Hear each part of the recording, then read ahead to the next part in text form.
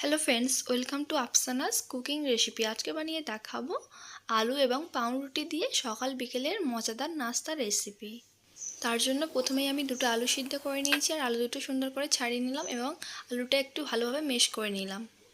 এখন আলুর মশলাটা করে নিতে হবে। তার জন্য কড়া বসিয়ে দিয়েছি। কড়ার মধ্যে সাদা তেল দিয়ে একটু সামান্য জিরে দিয়েছি, অল্প মতো পেঁয়াজ কুচি দিয়েছি, দিয়ে ভালোভাবে একটু নাড়াচাড়া করে নিলাম। দিয়ে দিলাম সামান্য আদা রসুনের পেস্ট। এবার একটু সামান্য নুন দিয়ে দিলাম, আবার ভালো করে কষিয়ে নিলাম। একটু ঝালের গুঁড়ো, একটু হলুদের গুঁড়ো, অল্প করে ধনিয়া পাউডার দিয়ে ভালোভাবে কষিয়ে নিচ্ছি। ধনিয়া পাতা দিয়ে দিলাম এবং দিয়ে দিলাম লঙ্কা কুচি। আগে থেকে আলু ম্যাশ করে রেখেছিলাম দিয়ে দিলাম, দিয়ে আবারও ভালো করে মশলার সঙ্গে একটু মাখিয়ে নিচ্ছি।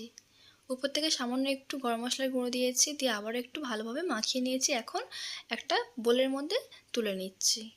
এবার একটা বোলে বেসন নিয়েছি পরিমাণ মতো, দিয়ে দিচ্ছি কালো জিরে, সামান্য নুন, একটু ঝালের গুঁড়ো, একটু হলুদের গুঁড়ো দিয়ে ভালোভাবে মাখিয়ে নিচ্ছি।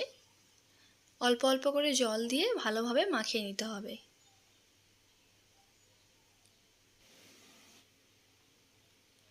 তো ব্যাটারটা আমি পারফেক্টভাবে মাখিয়ে নিয়েছি। আপনাদের দেখিয়ে দিচ্ছি কতটা ঘনত্ব হয়েছে।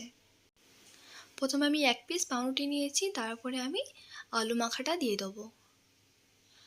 পরিমাণ মতো দিয়ে ভালোভাবে চারিদিকে মেখে দিতে হবে। তো উপর থেকে আরেকটা স্যান্ডউইচ আমি সেট করে দিলাম। এখন মাঝখান থেকে কেটে নেব স্যান্ডউইচ আকারের মতো। তো এখন কড়া বসিয়ে দিয়েছি, পরিমাণ মতো সাদা তেল দিলাম।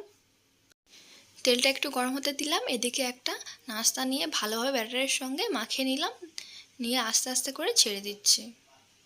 তো এপাশ ওপাশ ভালোভাবে আমি একটু ভেজে নিলাম, লাল লাল করে ভেজে নিতে হবে। এগুলো অনেক ক্রিসমি হয়, খেতে খুবই মজার হয়। আপনারা বলতেই পারেন এগুলো স্যান্ডউইচ। তো বাড়িতে খুব কম সময়ের মধ্যে এভাবে স্যান্ডউইচ বানিয়ে সকাল বিকেল নাস্তা হিসাবে পরিবেশন করতে পারেন। তো এখানে ছোলা এবং শসা কুচি নিয়েছি, আপনাদের দেখিয়ে দিচ্ছি। দেখো কতটা কিসমি হয়েছে, দেখেই বুঝতে পারছেন কতটা কিসমি। মাঝখান থেকে একটু চিড়ে নিচ্ছি, একটু ছোলা দিয়ে দিলাম, একটু শসা কুচি দিয়ে দিলাম। তো উপর থেকে এবার একটু সস দিয়ে দেবো, এটা খেতে আরও বেশি মজার হয়। তো ফ্রেন্ডস, রেসিপিটা কেমন হয়েছে কমেন্ট করে অবশ্যই জানাবেন। Thank you.